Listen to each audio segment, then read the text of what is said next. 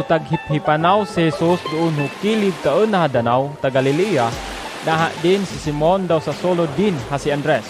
Hatag pamaling doon taon na Danaw, ta mamamaling man sidan. Inikagian sidan Jesus. Dumumakaw kanak, taagbuhaton ki inyo, hamamamaling humanga ataw. Sa gunadaan inawaan subaling dan daw dumak Jesus. Sumalugay-lugay na Jesus sa mga migsulo daan. Iyan si Santiago daw si Juan sa mga bata ay Zebedeo hatag pamandaya hubaling dan doon kubaruto. Aman inumaw si dan ni Jesus dayon inawaan dan si amay dan ha si Zebedeo doon kubaruto duma humanga sinuhulan dan daw duminuma si dan kay Jesus.